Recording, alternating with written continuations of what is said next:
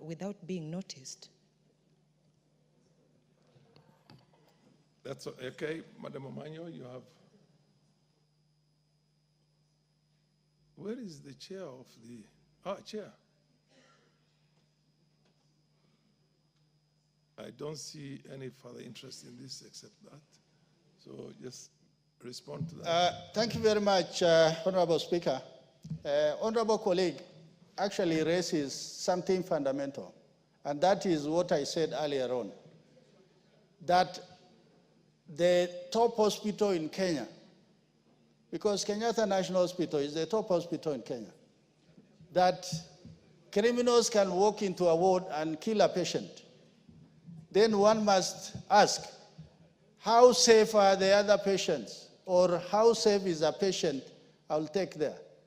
Could be your son, your wife, your brother, your mother. So for that reason, I think these are some of the fundamental issues that were addressed in actions that is expected for healthcare facilities, including things like CCTV, scanners, and also enhanced security in those facilities. So for that reason, I think we as a committee, we will pick up with the ministry from this point so that we can make visit to some of these facilities to find out firsthand for ourselves that actually the securities have been enhanced. Thank you, Honorable Speaker.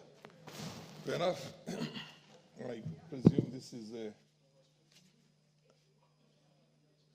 Yes, Dr. Yeah, thank you, Honorable Speaker. Honorable Speaker, as I listen to the Chair, Administration and National Security, this issue of a patient being attacked in a hospital, Honorable Speaker, I think even as you look at the security element, don't overlook the issue of conspiracy, Honorable Speaker, because I do believe there could be conspiracy between the workers in the hospital and some of these crooks who are attacking the patients. Otherwise, if you just focus purely on security, the security guards, you might miss that element and then you find people continue suffering. Because I do believe strongly, when I listened to that case of Kenyatta, it was very scary, very, very scary. So also focus on the issue of what we call an insider arrangement. Thank you, Honorable Speaker. My presumption is that when you talk about security, you're looking at the totality of all that. I mean, Chair, you have something to add to that? Thank you very much, Honorable Speaker. Honorable Makali is an economist. He is not a security person. But from the security point of view, when you report a crime, you are actually the first suspect. And the police will start from you. And that is how security is enhanced or how issues are pursued.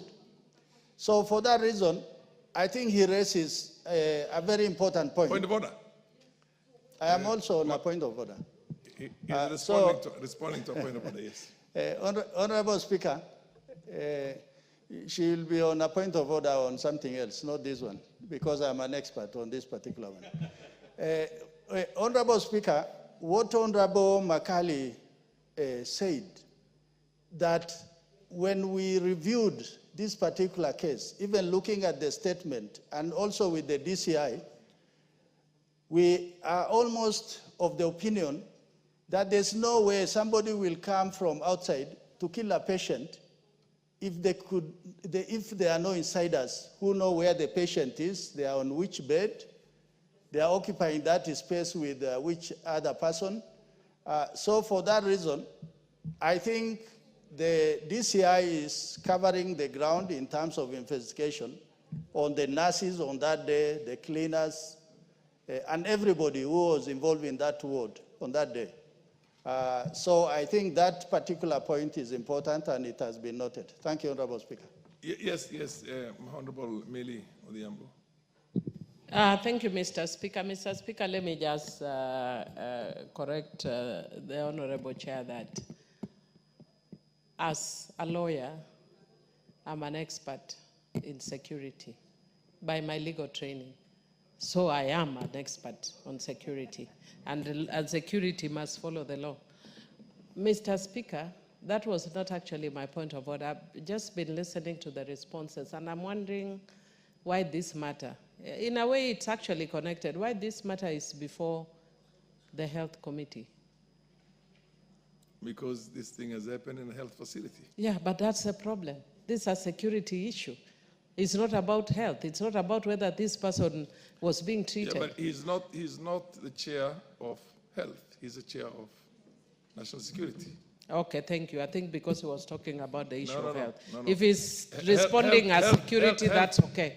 Health comes in to the extent That's okay. of That's the okay. corroboration. Yeah, corroboration, yeah. Okay, I think we'll go to the next one. Lekuton, Honorable Lekuton.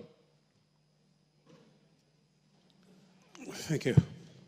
Yes, yeah, the Honorable Chair for Energy. Energy. Honorable Speaker, just to be on record, Honorable Speaker, is that before the Committee on Energy, we don't have any statements pending. All the statements have already been prosecuted and responded to, because earlier there was a notion that we were not responding. This actually was requested last week on Thursday, and today, Thursday, a week after, we have a response. Thank you, Honorable Speaker. Honorable Speaker, just to give... Yes, from expert. Excellent. Thank you. Yeah, it is true. We really want to appreciate the work of the Cabinet Secretary on matters to do with parliamentary statements that are requested. Honorable Speaker, Honorable Lekuton, Member of Parliament from Leisamis, had requested a statement, and the following are the submissions as requested.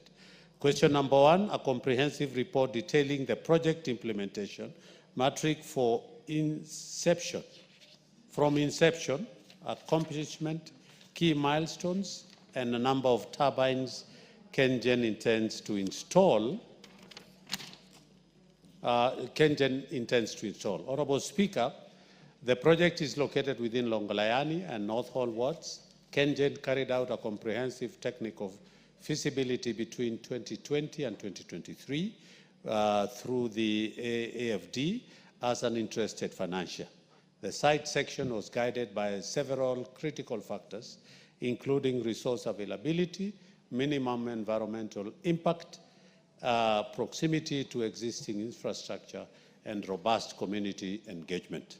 Phase 1 of the project will consist of 45 megawatt turbines totaling to 200 megawatt and a construction of 52.5 kilometer transmission line to the substation in Sirima. Phase 2 will have an 800 megawatt installed capacity. Below is a breakdown of activities already undertaken. Honorable Speaker, it's quite a lengthy, and I hope Honorable Lekuton has a copy. It's a table of activities already undertaken up to completion of the feasibility study that started on February 2019, where application for Marsabit County Government to develop wind power followed thereabout after almost up to now, March 2025, where we have the environmental impact assessment report that is going. And lastly, that is as at March 2025. And lastly is a free prior and information consultation and consent. That has taken since 2019 to date, and the process has been going on. Secondly, the second question, as the total acreage of land KenGen intends to use for the project, including buffer zone. Honorable Speaker, the Marsabit Wind Farm project will require approximately 49,800 hectares to accommodate the installation of wind turbine generators, supporting infrastructure and internal road networks. This includes 365 square kilometers in Longolayani Ward and 56 square kilometers in North Hall Ward. The designated area accounts for the necessary buffer zone and transmission wayleave. 3, what was the action taken by KenGen to address the concerns raised during public participation as precedents to the project implementation? It is important to appreciate that KenGen has carried out extensive engagement with the community and other stakeholders. In a joint workshop held on the 21st and 22nd March 2025 in Isiolo, which included representatives from the 5 indigenous communities, Council of Elders, professionals, women, youth, and persons living with disability, it was agreed that certain issues raised will be addressed through technical studies, while other issues would be resolved during environmental and social impact assessment report that will be going. 4, a question as to assurance that the planned infrastructural developments stemming from the project, especially roads, will traverse Laisami's constituency. Honorable Speaker, the response to that is that the primary mandate of Kenya is power generation. However, the company will corroborate with the relevant government institutions to ensure that the project equipment is safely transported to the site. KenGen will continue to monitor the various efforts being made in the area on a road construction or modifications, and the final decisions will be taken at the project implementation stage based on the best route that will be more efficient, especially in considering wide load requiring a large clearance. Lastly, Honorable Speaker, the funding framework for the project. The response is, Honorable Speaker, the Marsabit wind farm project represents a total of investment is approximately 450 million euros, and transmission line by Development Finance Institution. At the present, KFW and AFD have been involved in the project since 2018 to 2024. KenGen will also be on leverage on government incentives or subsidies. The financing negotiations of the project have not yet begun. That is the response, Honorable Speaker. We have question number 6, modalities on how KenGen intends to implement the project prior to full acquisition of community land. And the response is that KenGen is waiting for the completion of the community land registration, as other preparatory studies such as ESIA, BADS and BATS survey, and FPIC continue. Therefore, the implementation of the project will only occur after the pending issues have been addressed. That is the response, Honorable Speaker, from the Honorable CS Opiyo Wandayi. Thank you. Lekuton. Thank you, Mr. Speaker. Mr. Speaker, while I thank my colleague, Chairman for Energy, for a good answer, I feel that he's left a lot of my questions unanswered. And Mr. Speaker, allow me to go one by one on the 6 questions that he just answered. Mr. Speaker,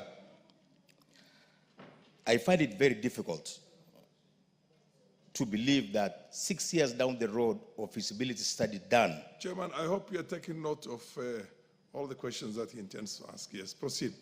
I find it hard to believe that 6 years down the road, after feasibility study is done, and even the road survey is done, Kenya is still not sure where the road will go through, Mr. Speaker. I feel and I smell a sinister move, Mr. Speaker, on this specific question. So it's not well answered.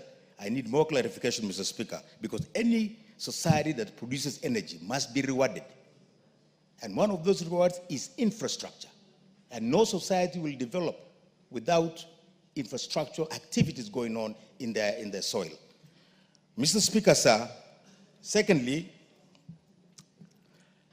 in one of my statements, I asked also, where will this headquarters be located of this KenGen project? Because we know for sure that almost 90-something% of the project is in Laisami's constituency. Again, they are vague on that answer. Mr. Speaker, feasibility studies have been done for almost now 4 years.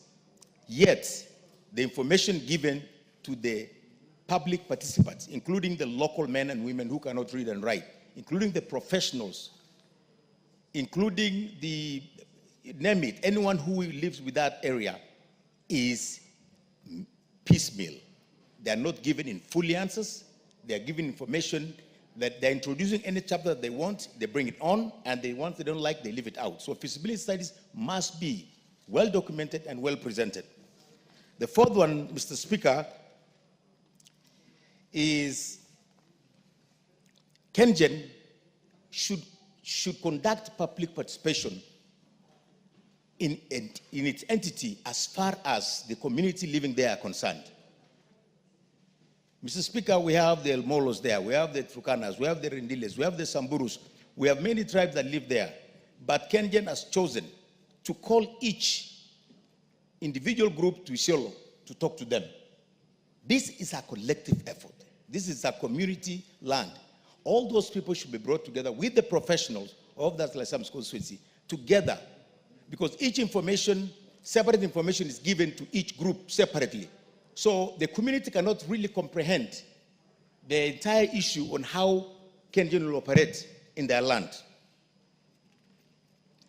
Mr. Speaker, on issue of commitment on the land registration, Mr. Speaker, there is no signed document by KenGen to show the community that they will do, no project will start until the land, community land registration is fully registered and fully understood by everyone.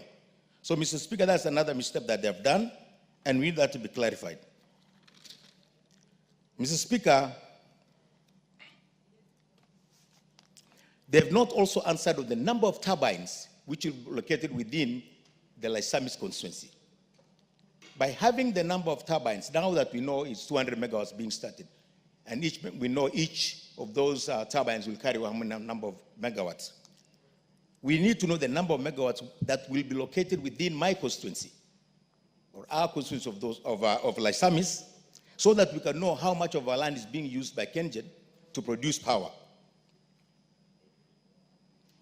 Mr. Speaker, I would like to indulge in you, please. This is a very serious issue that affects the people of northern Kenya, whose only chance sometimes is the resource of wind, especially in that part. They are not well engaged by KenGen. None of what they are giving is being taken into consideration. Mr. Speaker, I'm asking you and begging you that please let us have this committee on energy visit Loyangalani Mount Kulal area to look at that specific site that KenGen is going to put that power plant. That way, this parliament will understand what we are talking about. I thank you, Mr. Speaker. Chair, I recollect that you had talked of 400 and something thousand hectares. Is that the farm or that is the plant itself? Because maybe the grid or something like that, and you probably have to differentiate that, because the farm is, my presumption is that the farm is very big, but then of course all the power collects into a central place. Correct, Honourable Speaker. I didn't get your question whether it was 450 million euros. No. The acreage. You did give acreage, yes. Acreage, Honourable Speaker, is 49,800 hectares. Now, proceed that and answer the issues that Thank you. Honourable Speaker, yes. I appreciate the very keen listening of the person who had requested for this response, that is Honourable Lekuton. Honourable Speaker, yes, I agree with him. 6 years down the line is quite a long time. Honourable Speaker, regarding where the roads will be passing, Honourable Speaker, in answer question number 4, The Kengen, through the minister, has responded by saying that they will be collaborating with the relevant government institution to ensure the project equipment is safely transported. Order. Okay, I agree. Order. I notice that the honorable questioner is on a point of order, and I have a feeling the issue is raising because there's something you touched on. Proceed. Thank you, Mr. Speaker. Mr. Speaker, the chairman keeps on referring government agencies. Mr. Speaker, what happened to communities who live in that land? Can they be the first point of contact? Can they be the first people to be asked what needs to be done in their land, Mr. Speaker? Chairman, continue, but the feeling I get is that you're saying a collective government agencies approach, but proceed. We're trying to get this as clear as possible. It's a very important issue that needs to be clarified fully.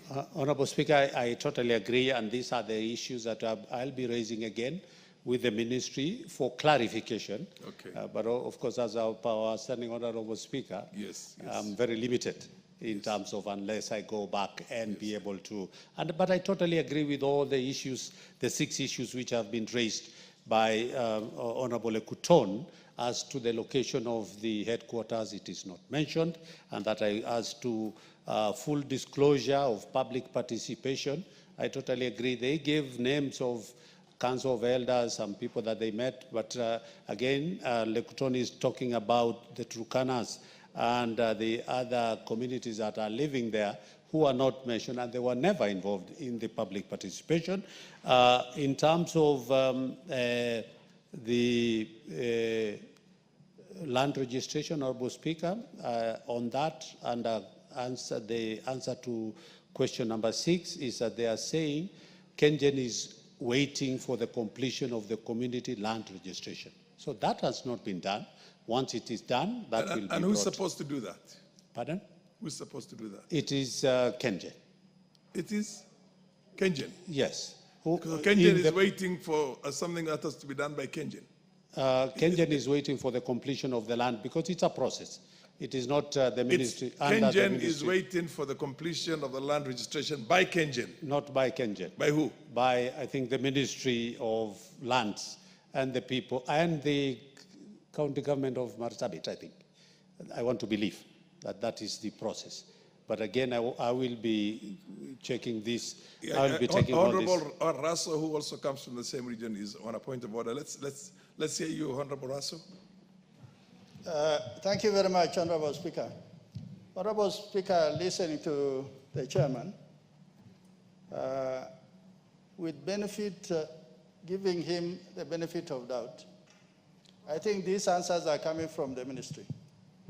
There's the famous Lake Turkana wind power that generates 360 megawatts to the national grid. You know, the reason why the communities went to court is exactly on what Kengen is doing.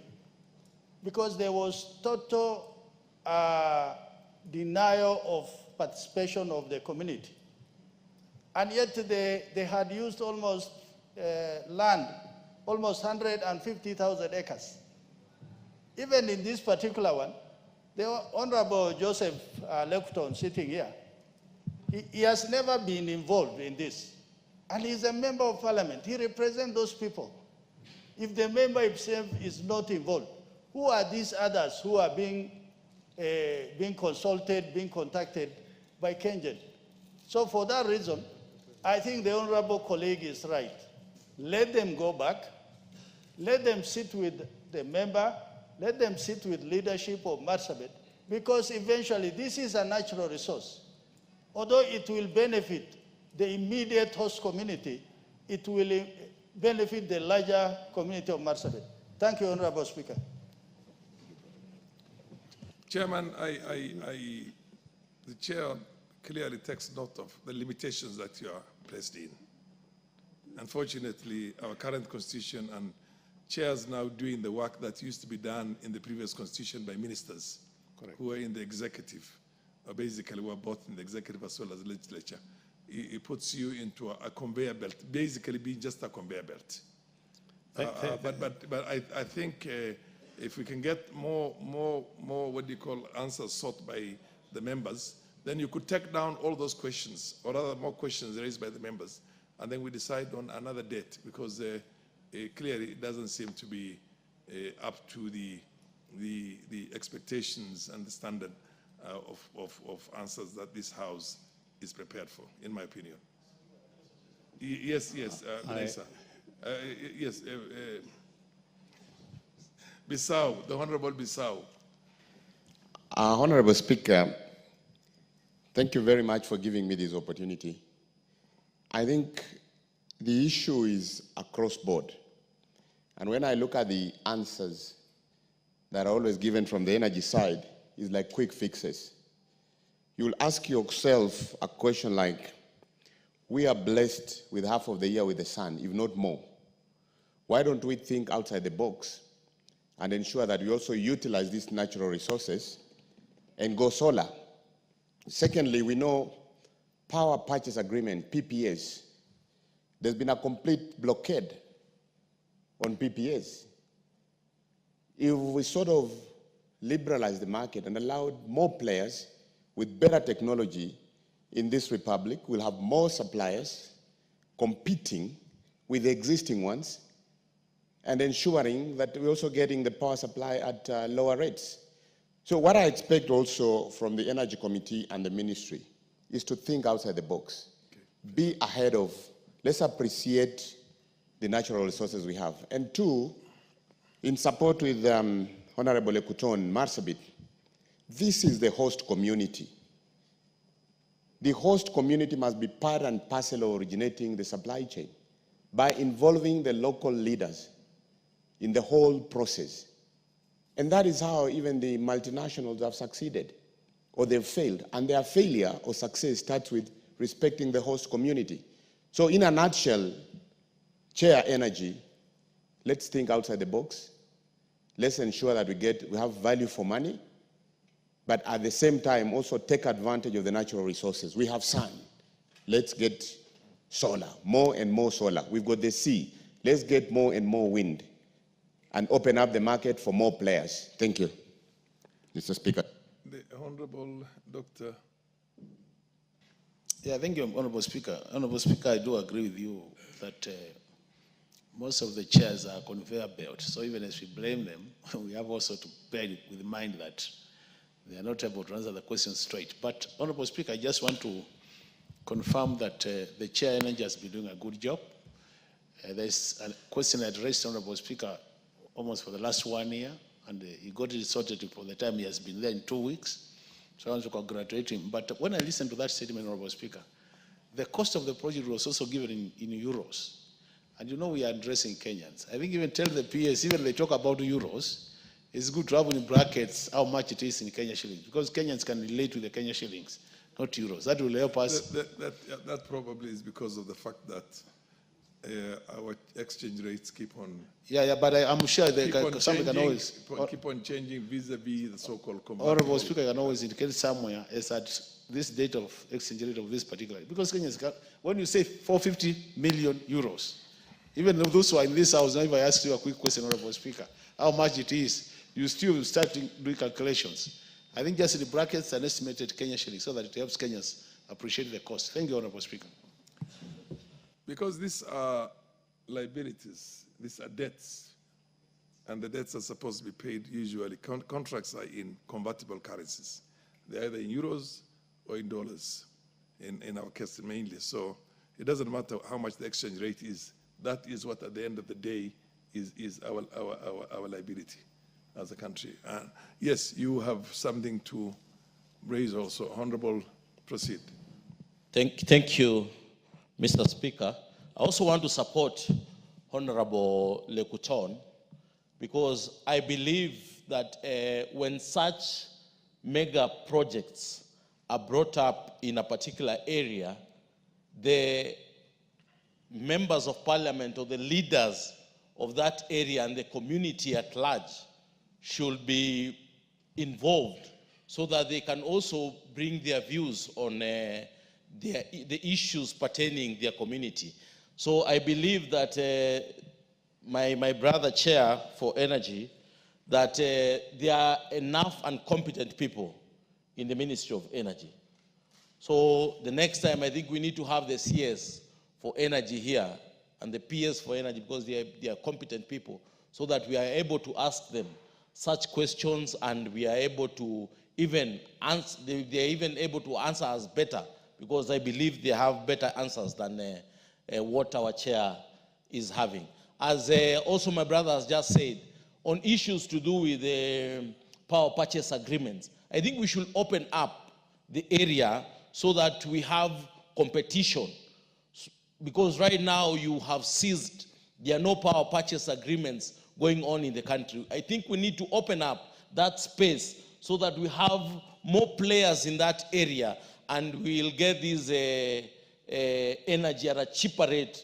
If there are people who are able to give us at a cheaper rate, it will be better for us. So I want to support Honorable Lekuton, and I also want to request that the Ministry of Energy should open up that space so that we open up for other players to be able to give out the power purchase agreements.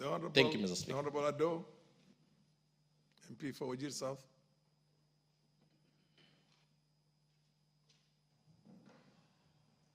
Yeah, just move to the next one. On your right hand side. Thank you very much, Honorable Speaker. Honorable Speaker, public participation. Honorable Lekuton, give an opportunity to the chair to hear what the MPs are raising the concerns so that he can take them down. Proceed.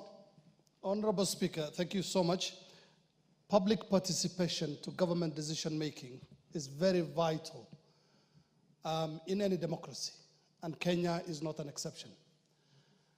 And we have to be very wary of projects like this one being carried out in the name of energy and the provision of services to the people, because I remember very well in the late 80s, in 1988, there was a company called Kenya Oil Service that ended up in northeastern Kenya, and particularly Garissa and Wajir in that region, and also in Marsabit.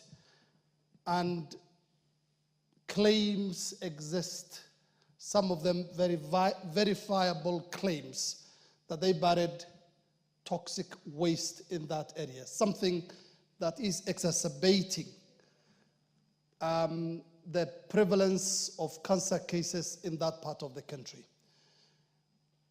In the middle of last year, I brought, and that was June, I brought a question to this House, and the Speaker ruled on that matter, and the Committee on Environment was tasked with investigating that matter.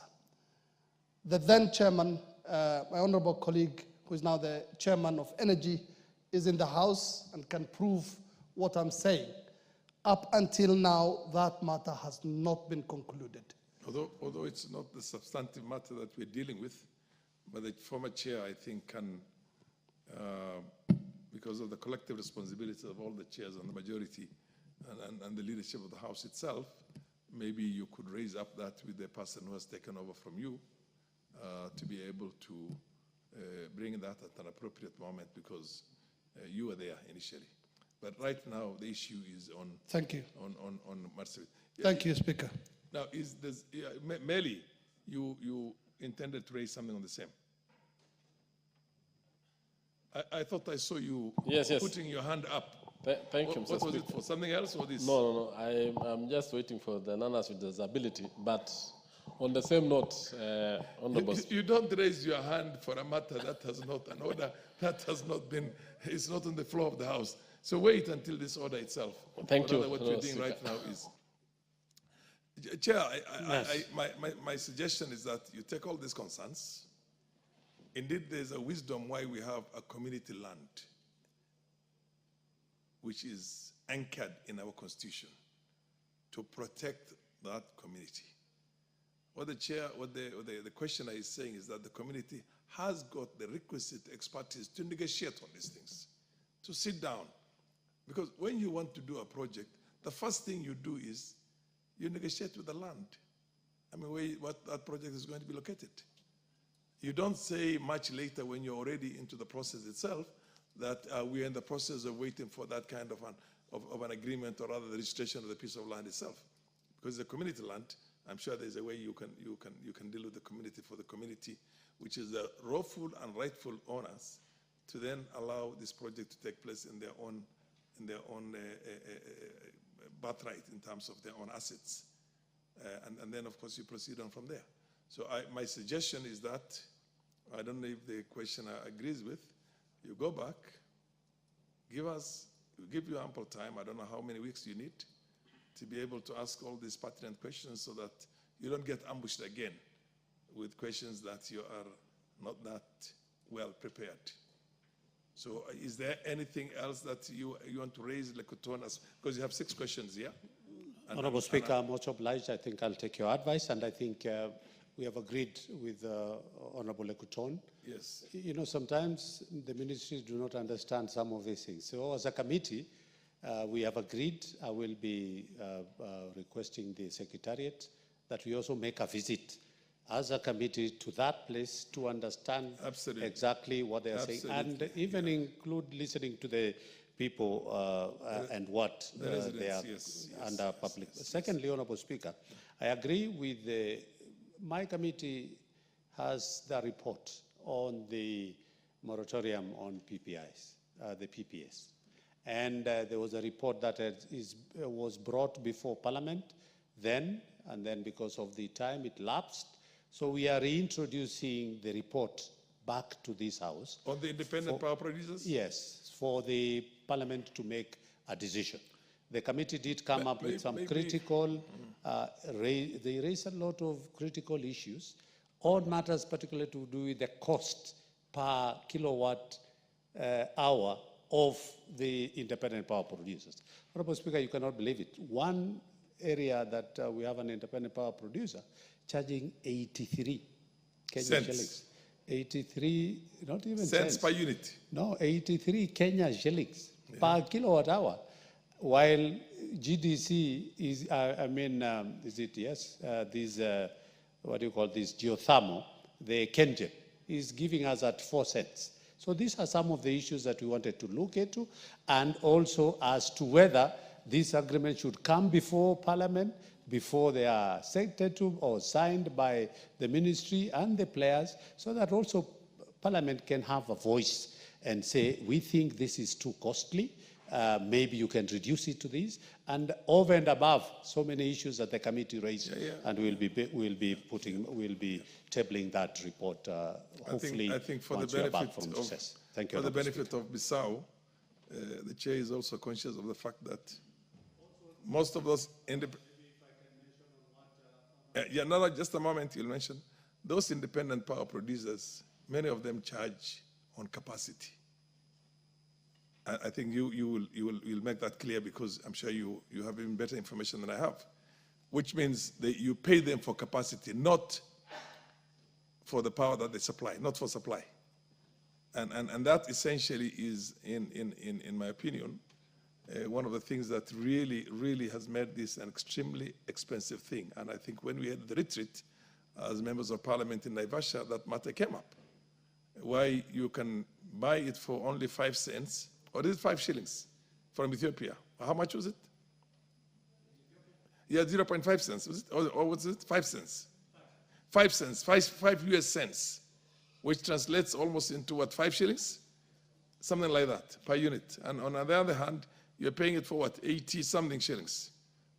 And to independent power producers. And I think this is an area that the House would want to really delve into it. And but okay, again, you can rise up and answer something that you wanted to raise. So under your watch, we think that you'll be able to do a very good job in this area. Thank you. And you're right, Honorable Speaker. The independent power producers, they charge per capacity. Whether they supply power or not, we have to pay. And it's a conversation that Parliament will be having. And secondly, on matters to do with... Is on a point of order. Honorable Mary is on a point of order. I think, Honourable Speaker, you've really raised a very pertinent issue. There is what we call deemed power, deemed produced power.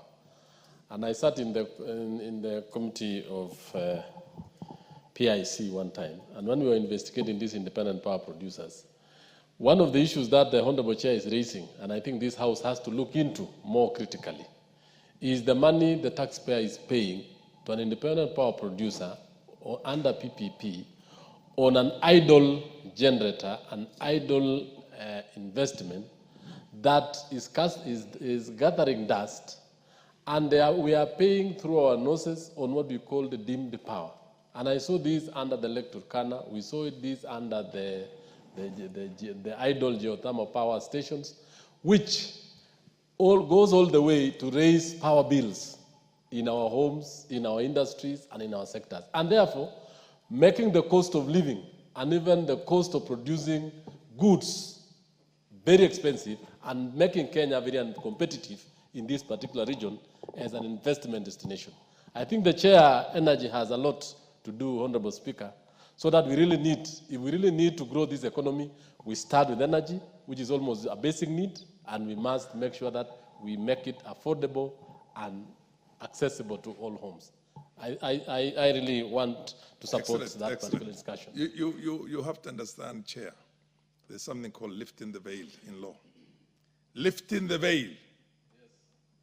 I said way back when we were in Naivasha that you cannot locate camels that are stolen by the owner. These contracts were lopsided because very powerful people in the system had an interest. Very powerful interest. So unless you go back, lift the veil and go to the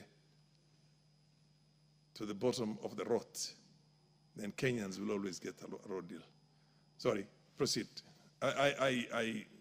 It's not traditional for the Chair to mention some of these things, but you know, Chair is also a member of Parliament for a constituency. Proceed. Thank you, Honourable Chair. I think you have a lot of information on these IPPs, and it goes without saying that I don't want to repeat. At one time, Honourable Speaker, we paid 10 billion just because somebody has finished his power station and you have not completed the transmission line. And we have to pay that, the deemed power that we are calling. And it's, but anyway, it's a conversation that. Secondly, on matters of what Honourable Makalimuli had indicated on matters to do with, and I agree with you, why we use euros or dollars, we have an issue for anybody wanting to source funding externally. You tell them of Kenya shillings, they will never listen to you. But I agree with Makalimuli, it is good to indicate as we talk about the 450 million euros, then we are at least for purposes of conversion, we put that in, and I think it's a good thing for us to do. Thank you, Honourable Speaker. So I will... How long do you need to come up with a very comprehensive answer? And that, I want to presume that will be after you have already had a session with the members of Parliament from the affected areas and the ministry people and yes, all the stakeholders, all the ones who are... Honourable Speaker, I'll be requesting, because we are going on a long recess after next week, and that is for purposes of budget making process. I will be asking my brother, is that if getting the timetable on when the committees are supposed to do their budget, and then we could be able to handle that in the recess, hopefully, if we'll be so having... So we're assuming that when we come back from the recess, you would already have an answer for this House. We'll have, exactly. Fair enough. Honourable Lekutoni, you're happy with that? Yes, Mr. Speaker, I'm... Okay, it's so directed. Thank you. Directed by the Chair. Next order. Order number 17, motion, consideration of the prevention of terrorism, implementation of the United Nations Security Council resolutions on suppression of terrorism, regulations 2024.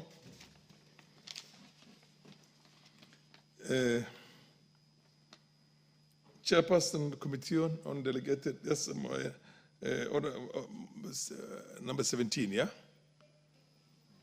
Yes, the Honourable Deputy Minority Leader. Yeah, thank you, Honourable Speaker. I'm the one moving this motion. I beg to move that this House announce in entirety the prevention of terrorism, implementation of the United Nations Security Council resolutions on suppression of terrorism, regulations of 2024, legal notice number 187 of 2024. For failure to comply with the Constitution, the Statutory Instruments Act. Order, Honorable Deputy Minority Leader. The tradition is that, first of all, you read the motion verbatim. That I wish to move that this House adopts the report of the committee on, and then you proceed on that and finish that. Mr. Speaker, I have actually read exactly as it is printed. Oh, this was moved earlier? Yeah, yes, it was already moved. Okay, proceed. Yeah, thank proceed, you. So I beg that this House announce in entirety that motion for failure to comply with the Constitution, the Statutory Instruments Act, Cap 2A, the Interpretation and General Provisions Act, Cap 2, and the Prevention of Terrorism Act, Cap 59B. Honorable Speaker, legal notice number 187 of 2024 was published in the Kenya Gazette on 20th November 2024 and laid on the table of the House on 16th January 2025. Order. I did seek clarification from the clerks at the table, and I'm told this is supposed to be moved now. It has never been moved before. And the tradition of moving, you want to move it now, you move it by doing exactly what I told you. That, Mr. Speaker, I beg to move that this House adopts the report of the Committee on Delegated. Mr. Speaker, I wish you could go back to the record. I have read, Honorable Speaker, I beg to move that this House announce. That's exactly not announce, no, you don't have it right. Adopts. Oh, adopts. Oh, sorry. You're talking about a piece of legislation without even mentioning. That is missing completely from this report. You better so, Honorable Speaker, I beg to move that this House agrees with adopts. Order. Adopts. Order. Do you have the order paper? Give him the order paper so that he can read this, verbatim. Please. Go to order number 17. You are a senior Honorable member Speaker, I beg to move that this House adopts the report of the Committee on Delegated Legislation on its consideration of the prevention of terrorism, implementation of the United Nations Security Council resolutions on the suppression of terrorism regulations 2024, laid on the table of the House on Thursday, 17th April 2025, and pursuant to the provisions of Section 18 of the Statutory Instruments Act, Cap 2A, announce in entirety the prevention of terrorism, implementation of United Nations Security Council resolutions on the suppression of terrorism, regulations published as legal notice number 187 of 2024. Fair enough. Mr. Speaker, yes. Proceed now. I beg to move that this House announce in entirety the prevention of terrorism, implementation of the United Nations Security Council resolutions on suppression of terrorism regulations 2024, legal notice number 187 of 2024, for failure to comply with the Constitution, the Statutory Instruments Act, Cap 2A, the Interpretation and General Provisions Act, Cap 2, and the Prevention of Terrorism Act, Cap 59. Honorable Speaker, legal notice number 187 of 2024 was published in the Kenya Gazette on 20th November 2024 and laid on the table of this House on the 16th January 2025. It was made pursuant to Section 50 of the Prevention of Terrorism Act 2012, Cap 59B. This therefore qualifies it as a statutory instrument within the meaning of Section 2A of the Statutory Instruments Act. The Committee on Delegated Legislation considered this statutory instrument in accordance with the Constitution, the Statutory Instruments Act, Cap 2B, and the Prevention of Terrorism Act, Cap 59, and the Interpretation and General Provisions Act, Cap 2. The committee further held a consultative meeting with the Ministry of Interior and National Administration on 17th April 2025, as required under Section 16 of the Statutory Instruments Act, before arriving at its recommendation. Honorable Speaker, the objective of the regulation is to give effect to various obligations imposed by the United Nations Security Council resolutions on targeted financial sanctions in respect of terrorism financing and proliferation financing. This was necessitated by Kenya's current status under enhanced monitoring by the Financial Action Task Force, FATF, and the Eastern and Southern Africa Anti-Money Laundering Group, that is ESAAMLG, commonly referred to as the FATF Grey List. Honorable Speaker, while the Committee on Delegated Legislation appreciates the urgency and international obligations underlying the making of the regulation, our scrutiny revealed the following legal and procedural deficiencies. A, the legal notice was published on 20th November 2024, but was forwarded to the clerk of the National Assembly on 6th December 2024, which is outside the 7-day statutory timeline provided under Section 11(1) of the Statutory Instruments Act. Mr. Speaker, also the regulation imposes penalties that exceed those that are permitted under Section 24(5) of the Statutory Instruments Act, which caps all fines at a maximum of 1 million shillings and imprisonment at 6 months, unless expressly provided for in the parent act. For instance, Regulation 33 of the Prevention of Terrorism Implementation of the United Nations Security Council Regulations on Suppression of Terrorism, Regulations 2024, Legal Notice number 187 of 2024, proposes a fine of up to 3 million shillings or imprisonment for a term not exceeding 7 years, without cross-referencing this with Section 30 of the Prevention of Terrorism Act. Mr. Speaker, again, there are several provisions, including Regulation 16(2)(d), Regulation 22(1), and 37 of the Prevention of Terrorism Implementation of the United Nations Security Council Resolutions on Suppression of Terrorism, Regulations 2024, Legal Notice number 187 of 2024. They delegate substantial legislative authority to non-legislative actors, contrary to the Section 13M of the Statutory Instruments Act, which clearly states that any regulatory making authority cannot inappropriately delegate legislative powers. Mr. Speaker, Regulation 17(1) of these regulations is defective in its drafting, as it does not clearly articulate the kind of freezing mechanism that are to be adopted.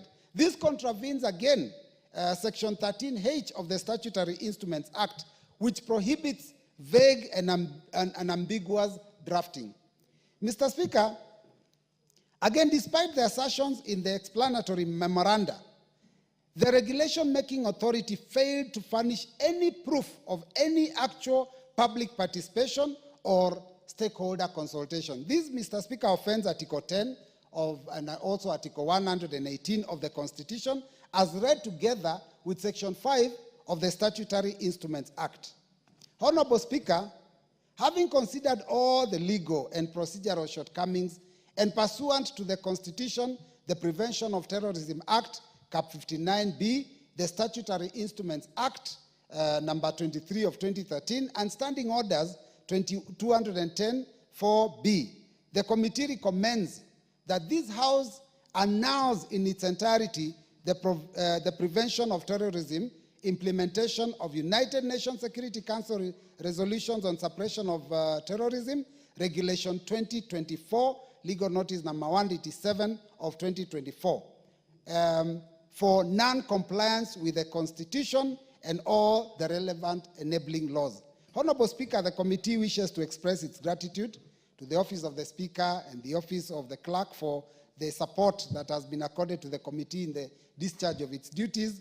And we also want to recognize the commitment and dedication of the members of the committee and the technical team that has been assigned to this committee. So on behalf of the members of the Committee on Delegated Legislation, and pursuant to Standing Order 210, it is now my honor and duty to table and move the adoption of the report of the Committee on Delegated Legislation on its consideration of the suppression of terrorism, implementation of the United Nations Security Council resolutions on suppression of terrorism, regulations 2024, legal notice number 187 of 2024. I beg to move, Mr. Speaker, and I now would like to call upon the Honorable Charles Onchoke, Member of Parliament, to second. Thank you, Mr. Speaker.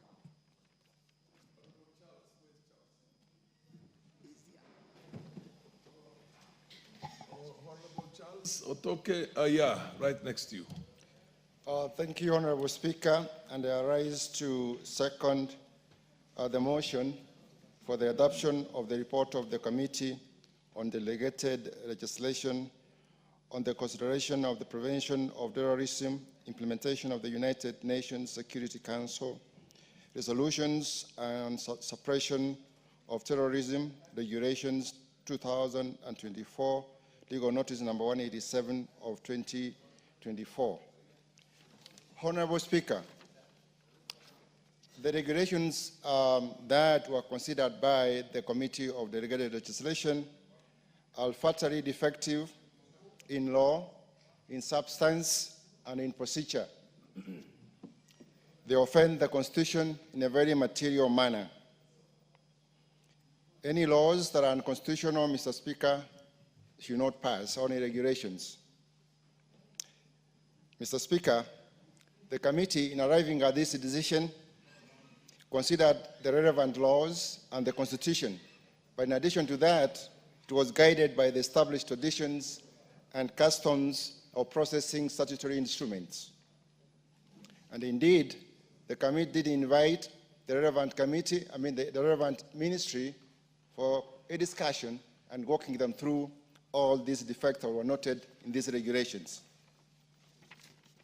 Honorable Speaker, it's noted that the regulation was brought to the National Assembly 9 days outside the timeline that is stipulated in the Statutory Instruments Act. In addition, Honorable Speaker, the regulations purport to delegate powers to the regulating authority that doesn't possess. Honorable Speaker, as you're aware, that to which is delegated, no further delegation can be permitted. Honorable Speaker, with those few remarks, thank you, and I second the motion to annul these regulations. Fair enough, honorable members.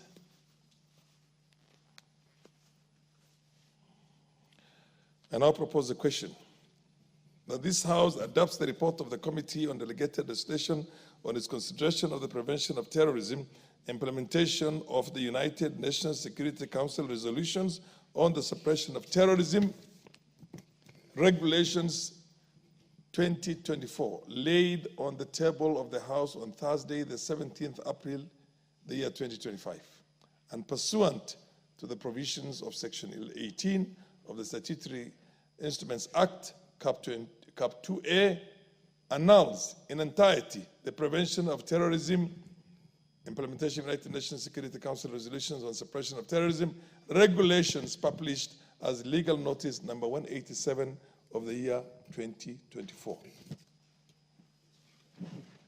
This is a clearly straightforward issue, so let's, Honorable. Yeah, thank you very much, Honorable Speaker. Honorable Speaker, let me start by thanking the committee and the mover of the motion, Honorable Mbui, for the details provided in annulling this regulation, Honorable Speaker. Honorable Speaker, I think it's important that we have a committee that comes out so keenly in terms of looking at what has been presented. But what is critical, I think I do support their position on 3 areas, and on the basis of that, I'll be supporting the motion. The first one, Honorable Speaker, is when they say the regulations are against the Constitution. They are not in line with the Constitution. And you know, Honorable Speaker, it's a very basic principle in lawmaking that anything which goes against the Constitution is null and void. So on the basis of that, I think the committee was on top of things by saying we are null. The second point, Honorable Speaker, this House is the only House with the powers to make laws. But in their own wisdom, they delegate part of that power to lower institutions like ministries. That means, if need be, the power can be taken away anytime. So I get very concerned when I hear somebody who is operating on delegated power can go ahead and delegate that power further. That is a procedure, Honorable Speaker. And on the basis of that, another very good reason to annul this regulation.